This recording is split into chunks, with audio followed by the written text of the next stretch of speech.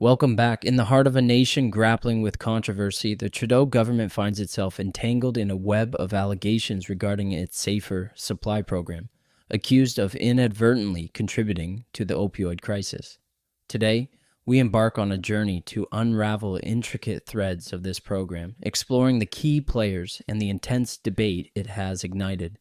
I'm QuikPolitics, and if you find this content engaging, don't forget to hit that subscribe and like button, as your support truly helps the channel grow. Now, let's delve into the heart of the matter.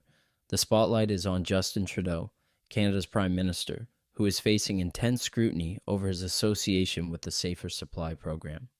Critics contend that the Liberal government, in its pursuit of harm reduction, may be fostering a new wave of opioid-related challenges. At the center of the storm is Dr. Bonnie Henry, British Columbia's top doctor, accused of supporting the distribution of free methamphetamine as part of the Safer Supply Initiative. This program, this policy, in its intent, is an important part of the spectrum of medical care that we are providing and that we need to continue to provide for people who use drugs in this province. The program as it is, the policy as it is right now, does not go far enough. Leading the charge against the Safer Supply Program is opposition leader Pierre PV and the Conservative faction, vociferously expressing their concerns. Their primary argument revolves around the program's purported lack of concrete evidence and the significant dangers it poses. Rather than achieving its intended goal of harm reduction, critics argue that the program might inadvertently contribute to addiction while fueling the black market. The controversial proposal of distributing free methamphetamine under the program adds another layer of complexity to the already heated debate. We were told that decriminalizing crack, heroin, cocaine, and other hard drugs was proven by all the experts to work.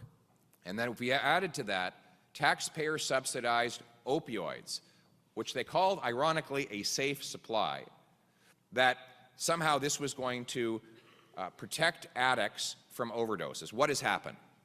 The data's in, the debate is over. We've had 40,000 overdose deaths in the last 8 years, a 200% increase. And where these policies have been tried most enthusiastically, the results have been the most horrifying. BC is ground zero, because not only does Justin Trudeau's policies apply here, but David Eby and the NDP policies have applied here as well.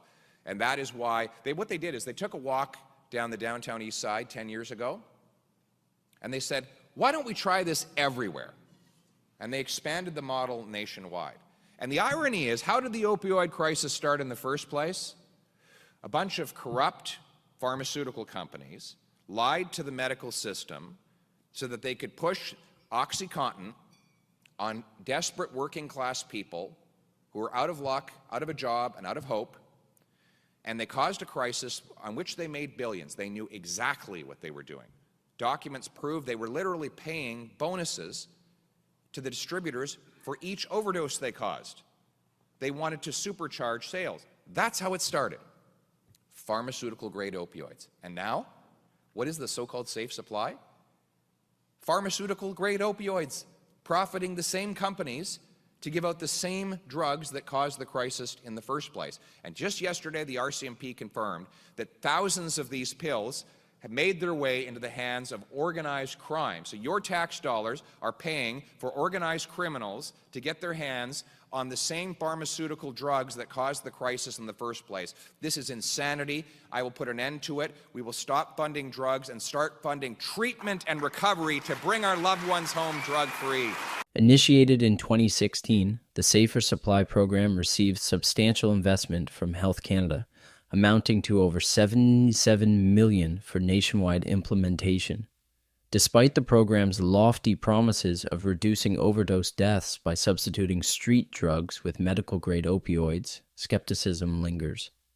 Medical professionals caution against the potential diversion of taxpayer-funded drugs into the illicit market, casting doubts on the program's overall efficacy. Attempts to quell dissent have proven ineffective as opposition from within the medical community continues to grow.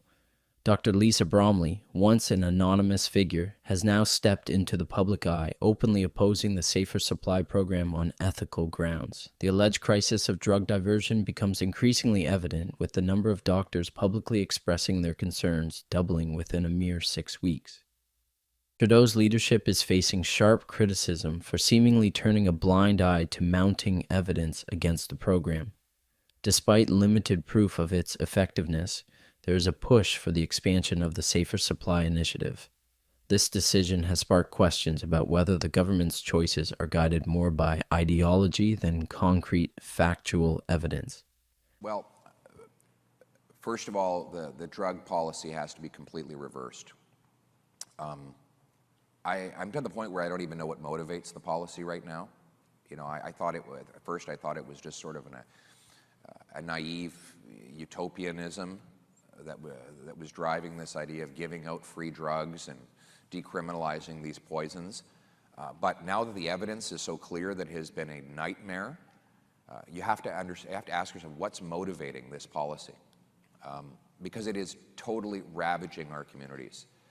And my common sense plan is to stop funding the distribution of drugs, stop funding these consumption sites, which are not safe, and instead invest in treatment and recovery services. We know this works. You know, Winnipeg visited an incredible facility where they bring in the addict, they give them detox. As the Safer Supply program becomes a focal point of national debate, Canadians are left pondering the true motives behind a program whose outcomes remain uncertain. Will Trudeau and his government reconsider their stance, or will the controversy persist, casting a long shadow over their approach to public health? Only time will unfold the answers.